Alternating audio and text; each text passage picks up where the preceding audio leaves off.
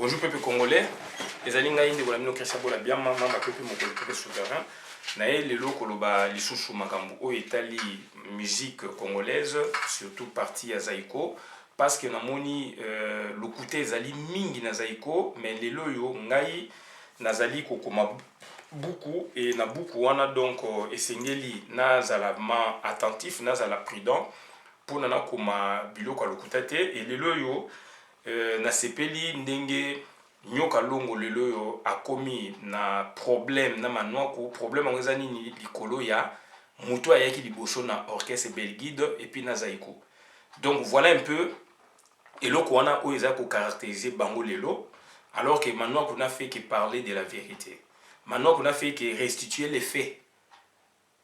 Il n'a fait que restituer les faits dans le passé donc maintenant ezali ko gêner batuloko banyoka longo puisque lui il trouve son intérêt Bamonagaye numéro 1, numéro 1, numéro 1, il y a orchestre. Et puis Tolani Lisusu en parallèle, tant que Giné et Fung Alubara que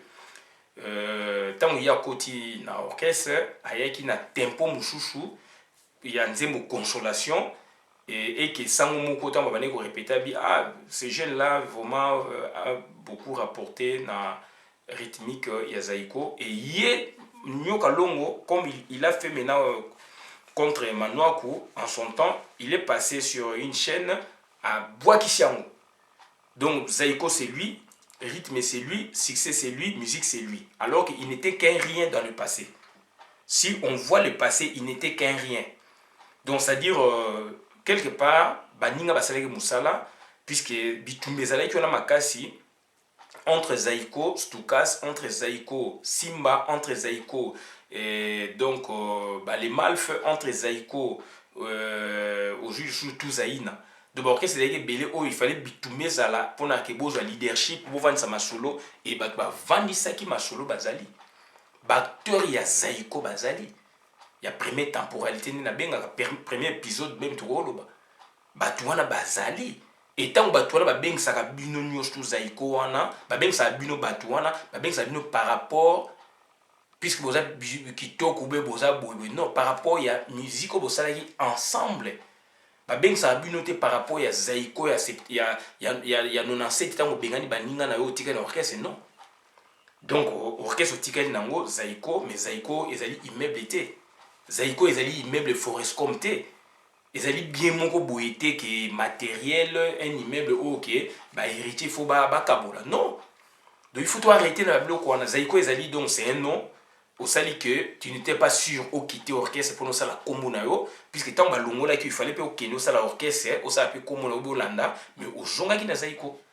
yo mo na ba longo là qui et puis au jonga qui na Zaiko nyoka longo non ba na nyoka longo avec beaucoup de respect mais donc oh les animaux culture les arts aux et histoire Zaiko Zayote histoire Zaiko Zayote vous allez acteur il y a histoire il y a Zaiko donc tu n'es pas ou vous n'êtes pas le seul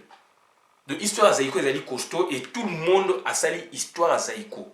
donc yo ko pekisa mutu moko te que balo ma histoire Zaiko te ba comme ça comme Zaiko te ba beta musique neti ba musicien o ba beta ki baza ko beta na baza obeta na Belgique na koma Zaiko il faut ça tout fier ngabu na obeta to le songa ezali yo na oza fier puisque bango baza na poto na za koto yo et puis c'est une branche ya ngai donc j'ai parti donc na créé le comme na kata clan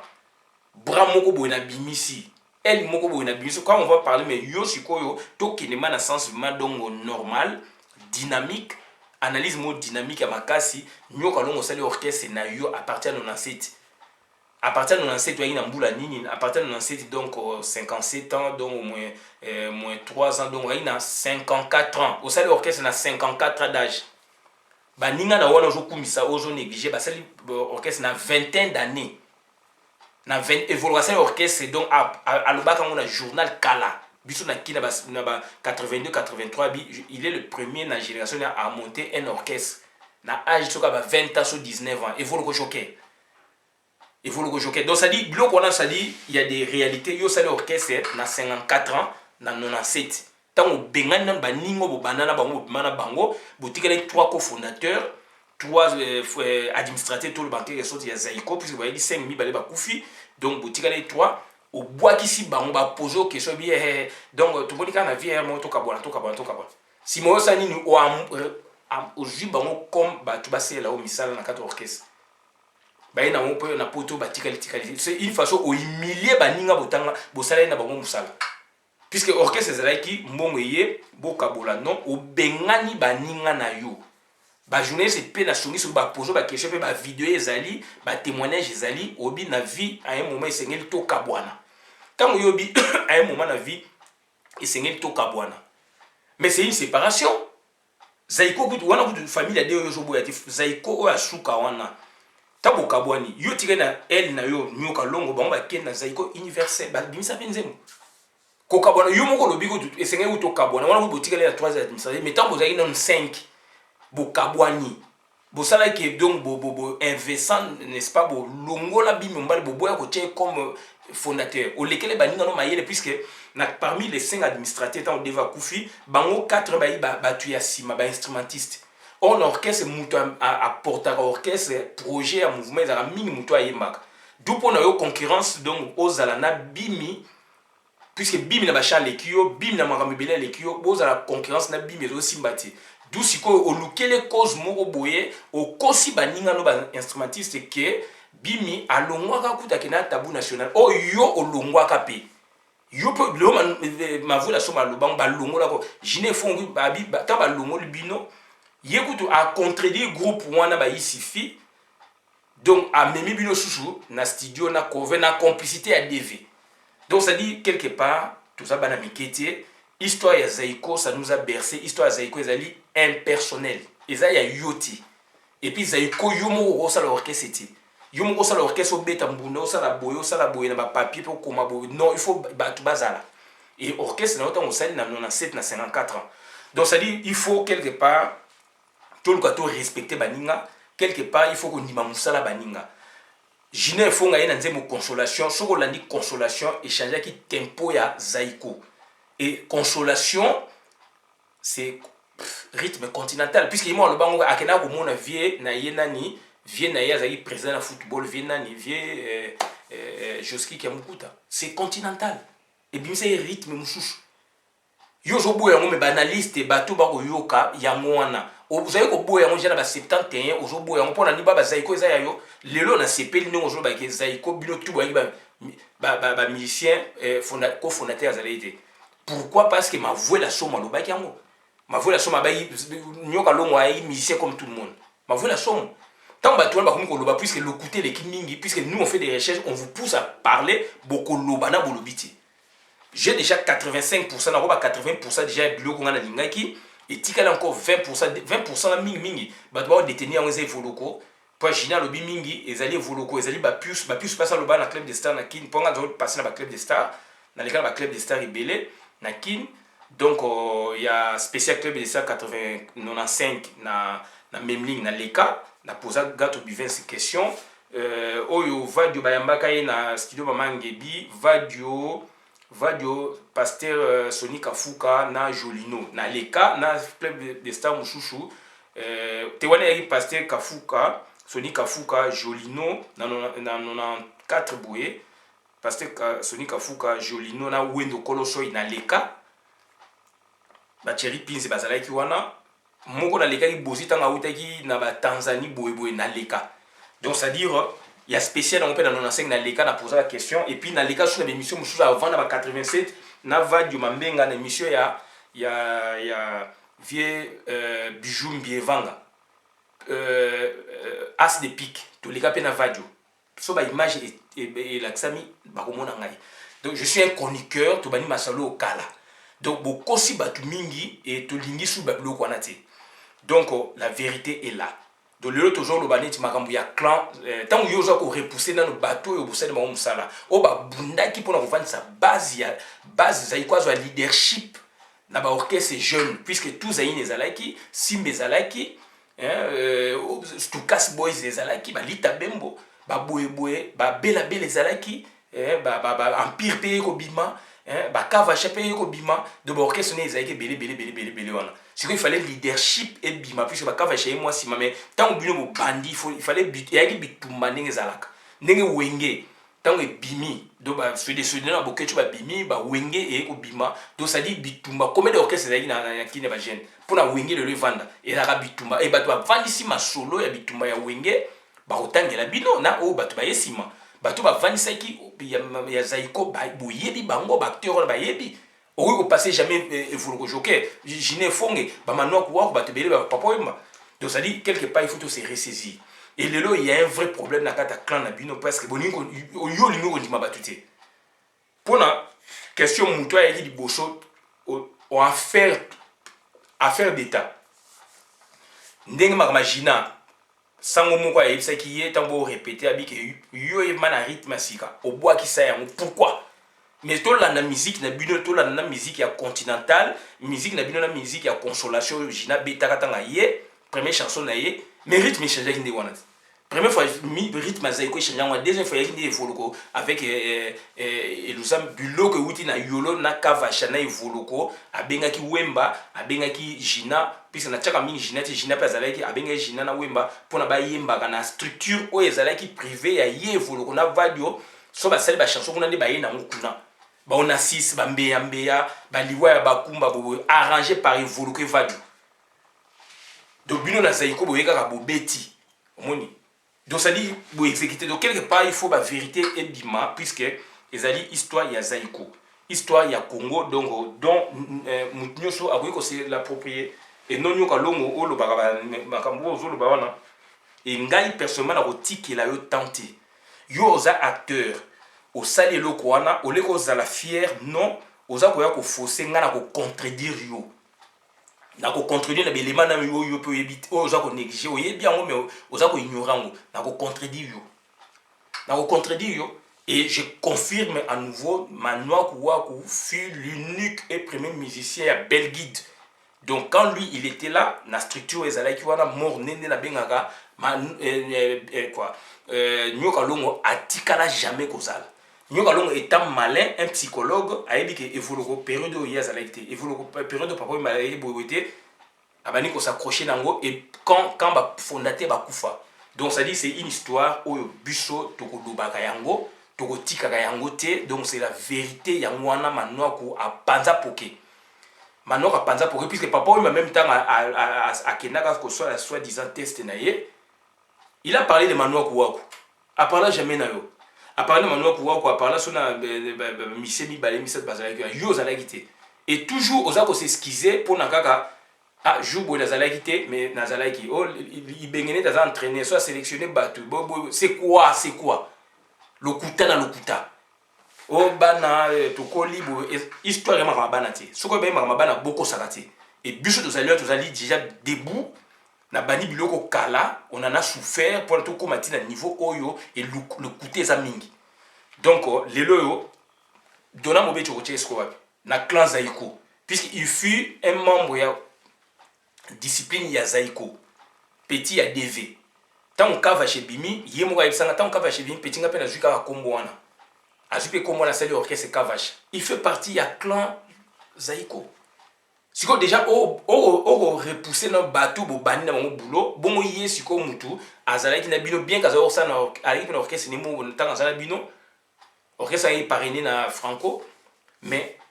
yé wana sikoyo asali orchestre kavache siko kavache jotie o changu wapi na généalogie même ya Zaiko ya grand ya clan Zaiko et batu o basali clan Zaiko ba batama yele pour na confondre le la batu le quoi bino ba nyoka longo obo comprendre était mais o ba nous comprendre puisque on rejoint des biso tant on solo ba ke mutu moko azali vina nte bino to ba ga embaucher bravo donc on a fait un grand boulot maintenant ko asali pe musala baninga be balobi donc aujourd'hui naza fier naza jeune à donc 75% 80% ya biloko nga na lingaki na joie et 25% tikala encore donc on pousse sur l'accélérateur pour na ke makambe mona encore vrai. Et c'est après ndenga na okoma mukanda na afena obimisa mukanda na ngai donc on azokoma puisque le coutin il est qui trop et le lot sur l'accès que papa Wemba était un rassembleur na kati ya clan Nabino puisque comment déjà ba tension boyé je ne vois comment bogoyo kana bien ngana loba yango tant papa Wemba kufi bato bazana nga ba ebinga bi tel que je vois na landi interview evoloko na landi na bien clan Zaiko bato pa basangana lisusu boyé donc papa Wemba effectivement ayaki vraiment donc lien kosangisa tendance oyo ya zaiko tendance oyo ya zaiko tendance oyo ya bato bazalaka na zaiko papa oyo ayaki na milieu sikoyo papa oyo maneti aza te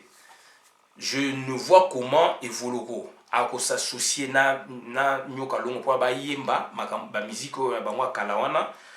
jamais je vois comment manwaku wako basangana na banyoka longo à moins que bo transcender puisque papa oyo bandi mutu vraiment donc eza perte monene na clan zaiko je vois ça aujourd'hui puisque evoloko déjà na tendance na nyoka longo ezalaka moins mystique mais baosala semblant puisque c'est la nature puisque bozi ayebisanga ndenge evoloko ntango azongi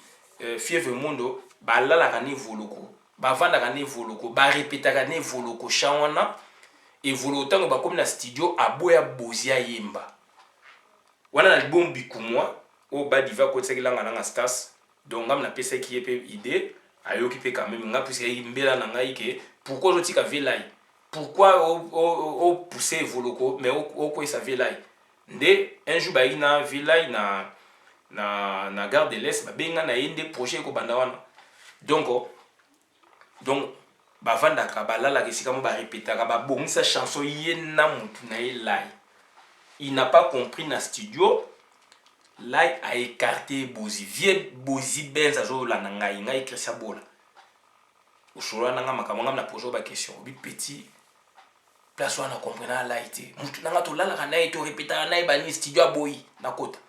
ayi mutu akotsange yaki verkis mutabino na composition il faut bozi azala azune banyoka longo azu baboya bi bato balingaka ye te ayebi pe bien ke bato balingaka ye te ndesiko bozo obeta biso nde batendance ezalaka avant na zaiko liboso oyo afibe mono ntango evoluka azongi bango to bazalaki wana mais papa oyo baarrange na orchestre ni mosusu evoluka deja bomisi fa azongi na zaiko fievre mondo mpona ebima donc bayembaka donc ozalaka na mwana mai boarrange masolo na mwana mai sikoyo komi siko studio moboyi abi na comprendre lai te abi na yo comprendre lai après ntango ka mouvement esali pampapapa ntango ekomi ke bakei balongo ezaiko place wana nde ayo comprendre ke lai azali bouliste puisque soki achaki nyoka longo te achaki banini boye te ngeza ba tension puisque ba une expérience déjà il y a révélation donc d'après Nzenze zaiko ba répéter la place boye azu ba misika ka zaiko wana evoloko bozi manwaku alaxi bango place mususu ba répéter na autisme mbuta na Nzenze po Nzenze mutakotsa synthé na kata musique congolaise ezaka emene ya te eza Nzenze na révélation échange tempo ya zaiko abi petit ye moko fondateur et puis et s'il peut vous là il peut ba okene suko kuta na studio na répétition na zaiko groupe etikala ekuna jine fonga lo biango tango komeka balongola ba productif na kata ya orchestre ba ça n'a rien puisque bitumbe zayi makasi kava chife vanda si jine fonga yo sani aika ko contredire sur plan oyo ya sali na baninga amoni fondateur bi fondateur na yimo pe complice devait être comme ça. Comment expliquer devait botika est fondateur unique alors que il dépendait de vous. Tout le monde na wenge awa wenge oyo ya Didier Masela oyo ya Ale Bwanga soki nani et comment il y a Didier Masela boyaki wenge unique mais tant wenge e kabwani si structure wana kufi fondateur il faut akufi ça souci ya yeti unique. Oui, raison à pouvango. Toko nde bakabona ki yaiki pasi mais oui raison à pouvango. Tant so bakabona siko dire masela tikali titi ay moment bakabona dire masela. Oui raison na tikali na mouvement et comme fondateur c'est bakabwani bango 3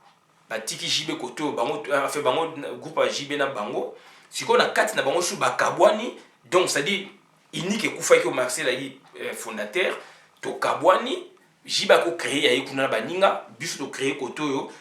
Marcel aime ça jouer sur une idée qui fondateur ti bakabwani batika na dof ti bakabwani ba mouvement za rande ngwana bien que ça choquant mais za rande ngwana comment expliquer Dave Mwanda azayi ko dépendre même na bino kwa ki je ba pato ba musicien ba osenga kutu boko tsaka mwa mbongo sur na kata caisse ayo koma yimoko iniki président fondateur ya orchestre toko ça la recherche maïl la bino na aussi la toko ça la recherche bakuba wana to dénoncer maintenant déjà ça dénoncer to dénoncer or David Mwanda na logique il fallait bolongola il fallait bolongola puisque il dépendait pas de voilà donc to ba qui ça mo ekenda puisque au bank ça ba tout ba mission ya zaiko ba tikala na Belgique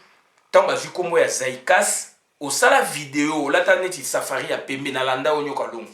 kobangisa bana bato babiloko wana bayebi ndenge nga nazwaka ngo na boye bacérémonie tout ça oloba n'importe quoi, oloba n'importe quoi.